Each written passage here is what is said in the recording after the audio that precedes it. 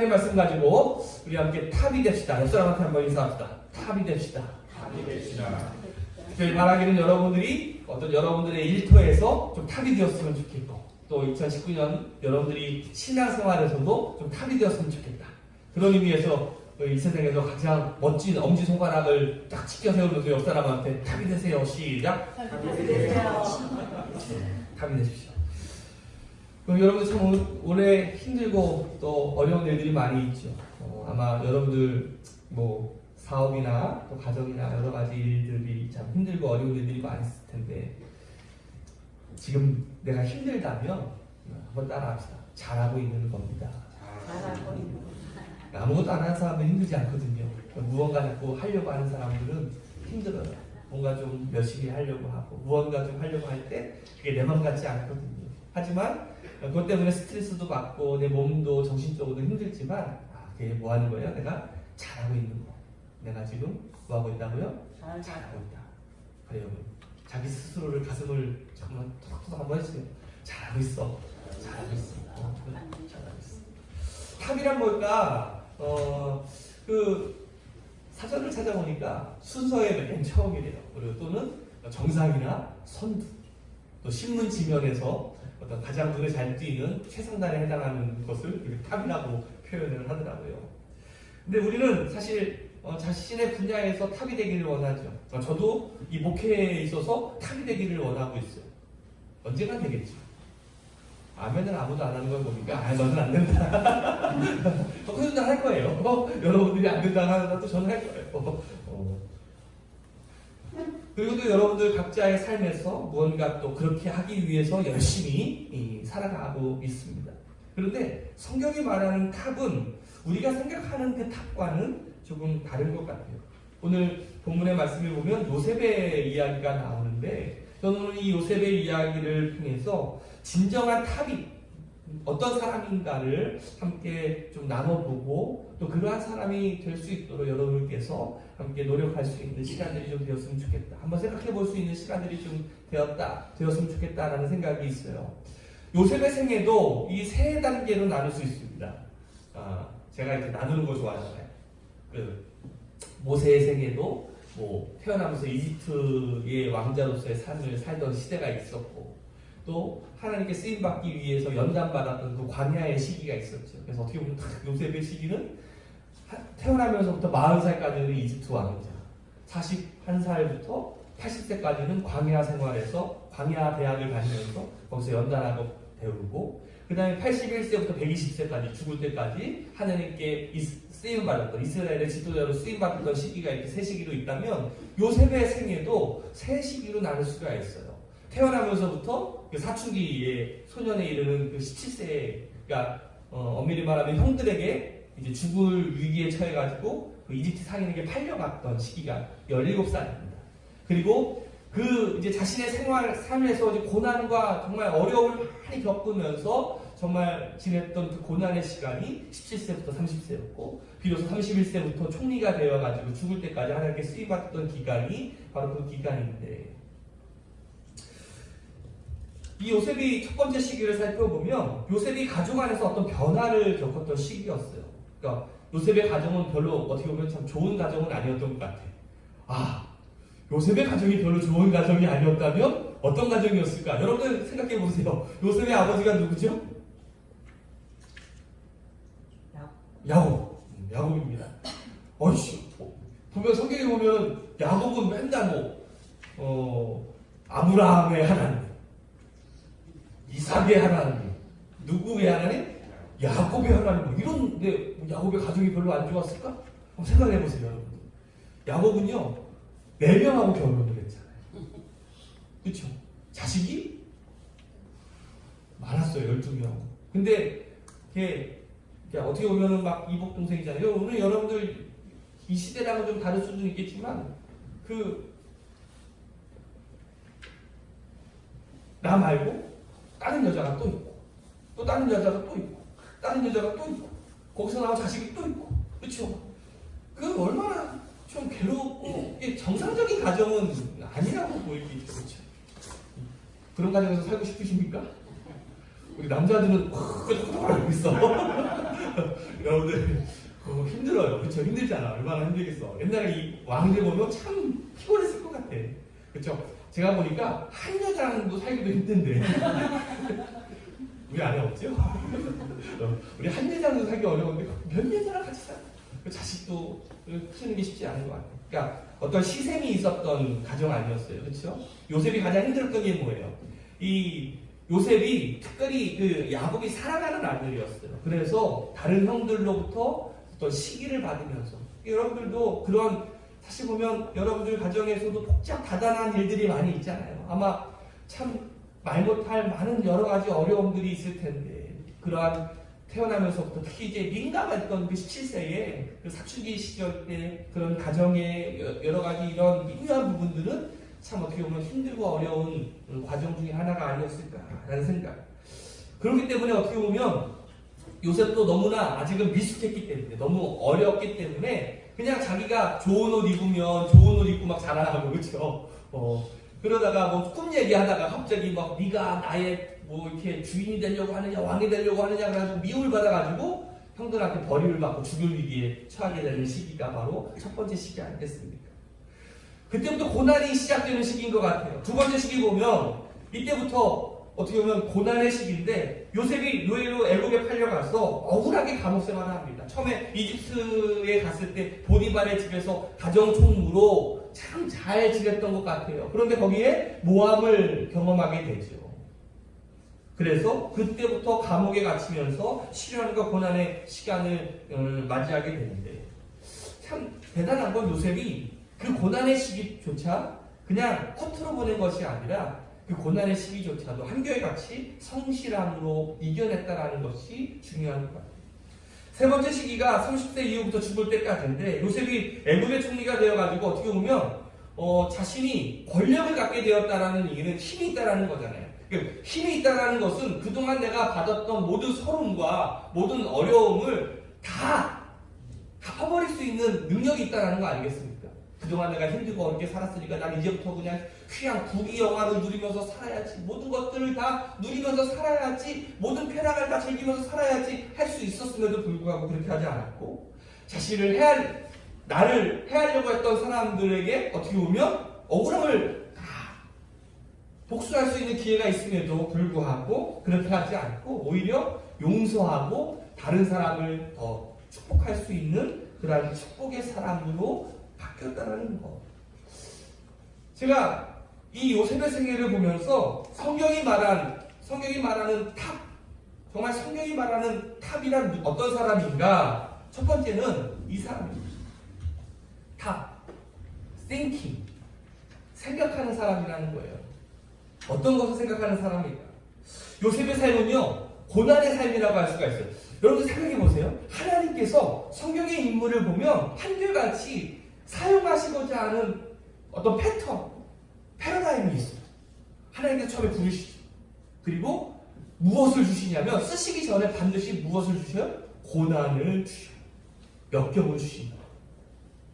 그러니까 여러분들 내가 지금 무언가 내가 괴롭고 힘들고 어떻게 보면 좀 내가 고난당하고 있다라는 사람이 있다면 지금 내가 하나님께 쓰임 받으려고 준비하는 과정이구나. 그것을 깨달아요. 하나님께서는요 요셉을 노예로 만들고 감옥에 집어넣어서 13년 동안 훈련을 시키십니다. 그러니까 이렇게 훈련시킨다는 것은 뭐냐면 인물을 만들어내는 거거든요. 인물을 만들어내는 거예요. 이런 고난과 역경이 없으면 사람이 만들어지지를 않아요. 가만 보면 이렇게 요즘에 이 대한민국에서 이 갑질 많이 하는 사람들 보면은 어떤 부모 잘 만나고 할아버지 잘 만나고 그래가지고 갑자기 낙하산 인사드려가지고 하는데 그런 사람들 특징이 뭐예요? 그 밑에서부터 시작을 해가지를 못해가지고 그 정말 어려운 일들이 무언지를 잘 모르는 거 아니겠습니까? 근데 정말 이 시대에 쓰임받을 수 있는 사람이 되려면 어떻게 해야 됩니까? 사람을 알아야 되는 거죠. 그럼 어떻게 하면 돼요? 인물이 되어야지만 그것을 우리가 배울 수 있을 텐데 왜 우리에게 고난이 있을까? 왜 우리에게 아픔이 있을까? 하나님께서 나를 훈련하시고 나를 연단시키시고 그리고 나를 어떻게 보면 하나님의 사람으로 만들기 위한 계획이 우리 가운데 있기 때문이라는 것이죠. 맹모 삼천주교라는 말 아십니까?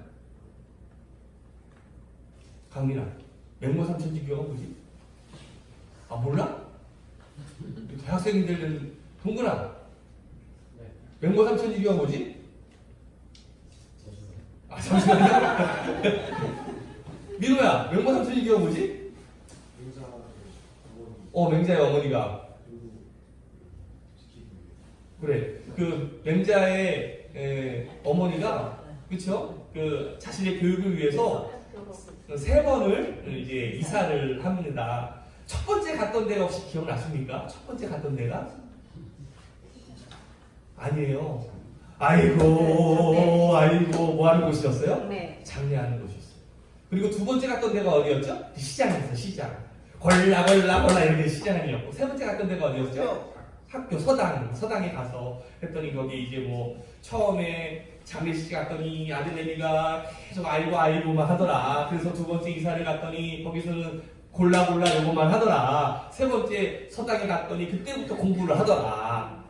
여러분들 이렇게만 알고 있다면 우리는 그 맹자의 어머니는 정말 나쁜 엄마예요. 머리가 무식한 엄마죠. 친정부터 학교부터 가면 되잖아, 그렇죠? 근데 이 맹자의 어머니는 단순히 그냥 그런 분이 아니라 정말 오늘날로 치면 이 고차원적인 이 정말 어머니의 모델이라고 할 수가 있을 거죠. 왜입니까? 첫 번째는 묘지로 데려갔었어요. 묘지로 데려갔다는 것은 뭐냐면 죽음에 대한 의미를 알려주기를 원했던 그 아들에게 정말 이 죽음이라는 것이 있다. 무슨 말이에요? 이 삶에는 유한하다. 그래서 내 삶이 정말 중요하고 소중하다는 것을 알려주기를 원했어. 한 번밖에 없는 인생 허투루 쓰지 마라. 그 맹자에게 그 어머니는 이 죽음의 정말 중요성을, 그래서 삶에 대한 어떤 진지함을 알려주기를 원했다는 것이죠. 두 번째 이사한 곳이 어디였어요? 시장이었어요. 여러분 시장하면 막 복잡하지만 여러분들 시장에 가가지고 정말 그 시장을 준비하려면 여러분들 그냥 정오예요. 대충 일어나가지고 씻어가지고 나옵니까? 아니요. 새벽부터 일어나요. 그렇죠? 그 새벽에 찬 공기를 맡아가면서 새벽을 깨워야지만 그 장사에서 성공할 수 있는 거 아니겠습니까? 오늘 그 맹자의 어머니가 그 맹자에게 알려주기를 원했던 것이 뭐냐면 삶에 대한 치열함이었어요. 삶이 정말 중요하고 소중하지만 이 삶을 치열하게 살아야 된다. 정말 열심히 살아야 된다는 것을 알려주는 거예요. 그리고 세 번째, 그제야 비로소 네가 삶에 대한 진지함을 알고 삶에 대한 치열함을 알 때 그래서 그제야 비로소 네 공부를 할 수 있는 거야. 지금 생각해보니까 맹자의 어머니가 참 대단하죠. 나도 그런 엄마를 만났어야 됐는데. 혹시 그런 생각을 하고 계신 거 아니십니까? 하나님께서는요 우리를 사랑하십니다. 그러면 우리를 어떻게 다루십니까? 우리가 하나님의 백성이라면 하나님께서 우리를 광야에서 다루시는 시간이 반드시 있다는 사실입니다. 왜? 우리에게 삶에 대한 진지함을 알려주기를 위해서 또 나의 삶에 대한 치열함을 알려주기 위해서 하나님께서는 끊임없이 우리를 광야로 나를 모르십니다. 이유는 뭐예요? 하나님의 사람을 만들기 위해서죠. 그 험난한 시절에서 또 하나님께서 주시는 또 연단과 또 은혜를 통해서 내가 강건하게 성숙해지는 모습으로 나아가야 되는 거예요. 마치 하나님께서 사용했던 모세와 같이 하나님께서 쓰셨던 요셉처럼 오늘 우리에게 주어진 그 광야의 길, 고난의 길을 우리는 통과해야 하는 겁니다. 이 생각이 중요하죠. 하나님께서 왜 나를 이 고난의 길로 이끄시? 하나님께서 왜 나를 이 어려운 길로 이끄십니까? 하나님 정말 나를 사랑하십니까? 그게 아니라 하나님께서 나를 사랑하시기 때문에 하나님께서 나를 사용하시려고 나를 고난의 길, 역경의 길, 어려운 길로 우리를 인도하신다는 사실. 그것을 생각할 수 있는 사람이 탑이 될 수 있는 사람이라는 거예요. 오늘 하나님의 우리를 향한 하나님의 계획을 우리가 꼭 기억하면서 그것을 우리가 바라볼 수 있는 우리 믿음의 사람들 되시기를 주님의 이름으로 축복합니다. 두 번째는 어떤 사람이 탑이 될 수 있냐면 원입니다. 하나를 만들어낼 수 있는 사람이에요. 많은 크리스천들이 좋아하는 성구들 가운데 모든 것이 합력하여 선을 이룬다라는 말이 있어요. 여러분 요셉의 삶을 보면 참 요셉처럼 불쌍한 사람이 없잖아요. 그는 억울했어요. 참 어떻게 보면 그가 이제 어떤 권력을 갖고 총리가 되었을 때는 참 복수할 수 있는 기회가 있었는데 참 요셉은 멋진 사람이에요. 그렇게 하지 않았습니다. 성경에 보니까 우리 창세기 50장 20절 말씀이에요. 우리 같이 한번 읽어볼까요? 시작. 형님들은 나를 해치려고 하였지만 하나님은 오히려 그것을 선하게 바꾸셔서 오늘과 같이 수많은 사람의 생명을 구원하셨습니다. 여러분들 이 말씀이 굉장히 중요합니다. 오늘 우리 일생을 B2D라고 표현하잖아요. 이거 제가 잘 쓰는 말인데 태어난다라는 birth, 그렇죠? 그리고 죽는다라는 이 death. 그래서 우리 일생을 B2D예요. 근데 우리에게 이 일생이라는 표현 있잖아요. 이 일생이라는 표현은 우리 인생 가운데 한 번밖에 없기 때문에 그런 거 아니겠습니까? 소중해요, 안 소중해요? 소중해요. 그런데 우리 그 일생을 이 요셉은요 통으로 바꿔요. 어떤 사람은 그 일생을 텀으로. 여러분들의 인생을 통으로 보시는 사람입니까? 아니면 여러분들의 인생을 텀으로 보시는 사람입니까? 텀으로 보면 너무나 힘들고 괴로운 일들밖에 안 돼요. 참 사람은 신기한 게요. 자기가 좋았던 일보다는 어떻게 보면 힘들고 괴로웠던 일들이 더 많이 생각나고 그것이 더 서운하고 그렇지 않습니까? 그런데 인생을 텀으로 볼 때는 모든 것이 생각해보세요. 요셉의 형들이 나를 죽이려고 했고 구덩이에 빠지고 노예로 팔려갔고 누명을 쓰고 감옥에 갇히고 그런 일들밖에 보이지 않지만 인생의 통으로 보면 하나님께서 그 총리로 만들고 이스라엘을 구원하시고자 하는 어떤 그 일들이 다 피우면 모양처럼 선처럼 이어지고 있음을 우리는 볼 수 있어요. 그리고 중요한 건 요셉은 그것을 하나로 만들어내고 있다는 거예요.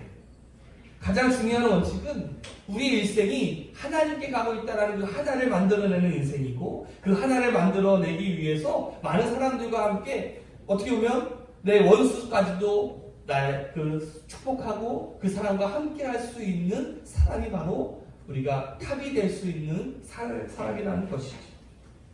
도저히 참지 못할 상황에서도 우리가 참아낼 수 있는 것, 그리고 용납하고 용서하는 것, 그래서 합력하여 선을 이루는 것이 오늘 우리 가운데 필요하다. 오늘 특별히 임원들은 이것이 반드시 필요해요. 내가 지도자가 된다는 것, 내가 리더가 된다는 것은 나에게 마음이 좀 맞지 않는 사람도 내가 품을 수 있는 마음이 있어야 되는 거예요. 그 사람들과도 함께 갈 수 있는 마음이 있어야지만 그것이 가능한 거예요. 그런 사람만이 탑이 될 수 있는 거예요. 아, 나 너 싫어. 나 너랑 성격도 안 맞고 너랑 못하겠어.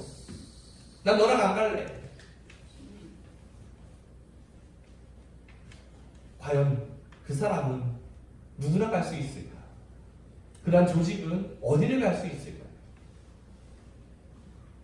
존 그레이의 그 화성에서 온 남자, 금성에서 온 여자라는 책을 한번 여러분들 보신 적 있으시죠? 한 명은 화성에서 오고 한 명은 금성에서 왔대요. 금성에서 오신 거 맞으십니까? 옆 사람한테 한번 물어보세요. 금성에서 오셨습니까? 시작. 화성에서 오신 분들 화성에서 오셨습니까? 시작. 이 말이 무슨 말입니까? 그 책에 보니까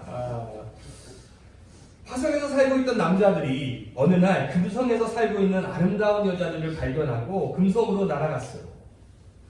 네, 그들은 합의 아래 화성도 금성도 아닌 이 지구라는 곳에 와서 함께 살기로 했답니다. 그래서 이제 부부로 삶을 짝을지어서 살게 되는데, 그런데 이들 남녀가 본래 자신들이 다른 별에서 온 외계인이라는 사실을 망각하고 서로 잊어버리고 서로가 같은 방식으로 같이 느끼고 같이 행동함으로 기대함으로 사사건건 충돌하며 사고를 일으킵니다.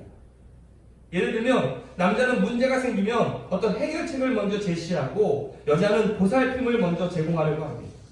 남자는 스트레스를 느끼면 일단 자기만의 동굴로 들어가서 에너지를 축적한 다음 그 문제를 다루기를 원하는데, 여자는 누군가를 만나 일단 이야기함으로 스트레스에서 해방되기를 원한다는 거죠. 그는 신뢰를 요구하고 그녀는 관심을 요구한다. 그는 인정을 필요로 하고 그녀는 이해를 필요로 한다. 그는 감사를 필요로 하지만 그녀가 원하는 것은 존중이다. 그에게는 찬미가 필요하지만 그녀는 헌신을 원한다. 그가 동의를 필요로 할 때 그녀는 공감을 더 필요로 한다. 그에게 중요한 것은 목표이지만 그녀에게 중요한 것은 과정이다. 무슨 말인지 이해가 되시겠지? 다르다는 거예요. 남자가 다르고 여자가 다르다는 거죠. 그런데 이것은 가정에서만 통하는 원리가 아니라 모든 공동체에서 적용돼야 될 소통의 원리라는 거예요. 무슨 말이에요? 너는 화성에서 왔고 나는 금성에서 왔고 우리가 서로 다르다.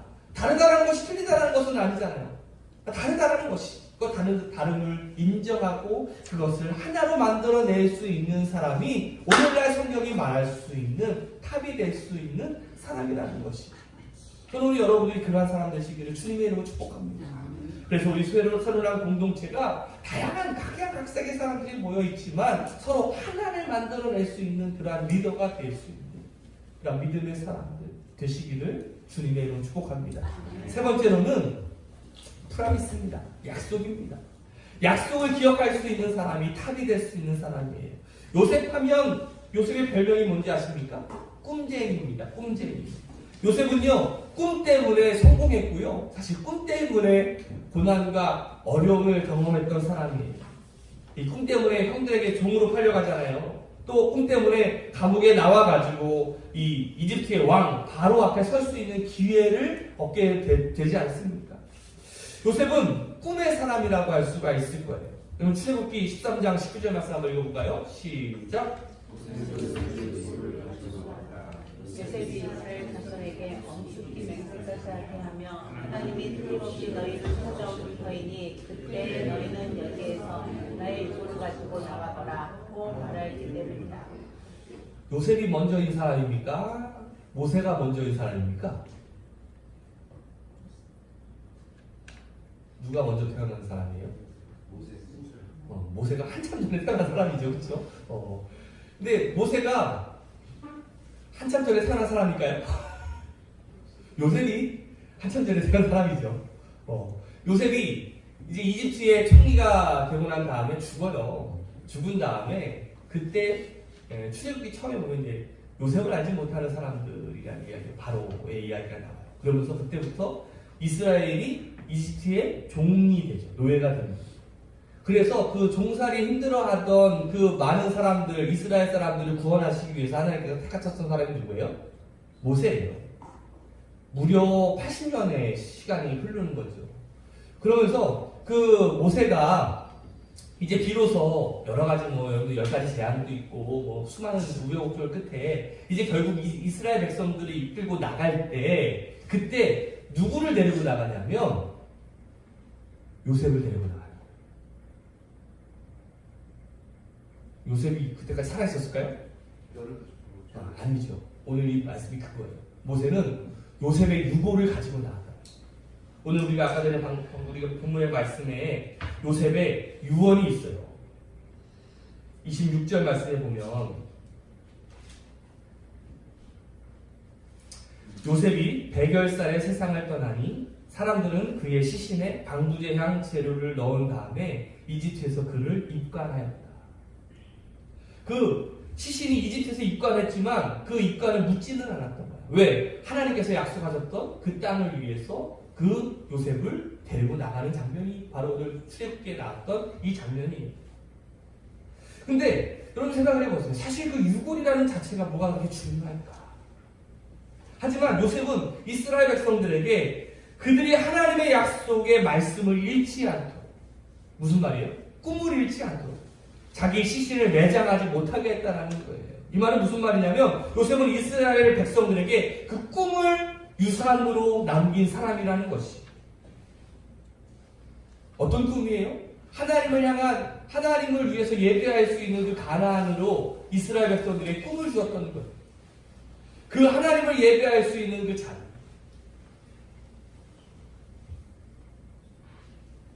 사실 참 중요한 것이 하나가 있는 것 같습니다. 무엇이 그를 이끌어가느냐가 그 사람을 규정한다라고 할 수가 있을 텐데. 예를 들어서 권력에 이끌려 다니는 사람들이 있어요. 우리 서초지방에 그 로스교회 저기 전중구 목사님이 감독이 되셨잖아요. 서울 라면에 이제 감독이 되시니까 거기에 뭐 이렇게 이상한 사람들이 막 이제 많이 몰려와. 그래가지고 뭐 이렇게 한 자리 한번 좀 차지해 보려고 막 그런 사람들도 있고. 그러니까 뭔가 정치하는 사람들만 봐도요, 이 권력만 있다 하면은 막 여기저기 달라붙으려고 할 때가 많이 있죠. 그런 사람들 많이 있죠. 어떤 행동도 불쌍, 행동에 대한 막 앞장서서 막 하는 사람들도 있고. 왜요? 그들의 삶은 이 권력이 가장 그들의 삶의 목적이기 때문에 그렇죠. 어떤 사람은요, 돈에 이끌려 다닙니다. 돈만 주면 뭐든지 다 할 수 있다고 생각합니다. 이 청소년기에 있는 사람들, 청년기에 있는 사람들, 한창 이성에 참 눈뜰 때가 많이 있잖아요. 남자만 보면, 여자만 보면 혹해가지고 전집사님이 씩 웃는데 전집사님이 요즘 이성에 대해서 관심이 많으신가 봐요. 그렇죠? 그냥 사람들은요, 자신에게 관심이 있는 것에만 이렇게 보게 되어 있어요. 내가 집을 좀 사야 되겠다 하면 그때부터 보이는 게 뭐예요? 집만 보이죠. 막 여기 집만 보이고. 내가 차를 좀 사야 되겠다 하면 그때부터 뭐가 보여? 막 차만 보여. 막 차만 보여. 내가 뭐만 해야지 하면 막 그것만 보여요. 그것만 보여. 참 신기한 것 같아요. 사람은요, 무엇이 그를 이끌어가느냐에 따라서 그 사람이 무엇에 관심이 있는지를 우리는 알 수 있어요. 그런데 요셉은 어떻습니까? 요셉은 어떤 삶을 살았냐면, 요셉의 삶은요, 참 우여곡절의 인생들이 많이 있잖아요. 그런데 한결같이 고난의 때이든지 아니면 잘 될 때이든지 항상 하나님을 바라보는 삶이 되었다는 사실이에요. 그가 노예의 삶을 살았던 때였는지. 여러분 오늘 집에 가면서 한번 창세기 요셉에 대한 이야기를 한번 쭉 읽어보세요. 거기에 제가 참 잊지 않고 생각하는 것이 있어요. 여러분들 요셉과 모세를 많이 비교하는데, 모세가 그 자신이 이제 자기가 이스라엘 사람이라는 것을 이제 알고서 그 종살이하던 그 이스라엘 백성들이 그 이집트 군병으로부터 고난을 막 당할 때 이 영웅심을 가지고 가서 이집트 병사들을 죽여요. 그때 성경은 뭐라고 하냐면 모세가 좌우를 두리번거렸다라고 되어 있어요.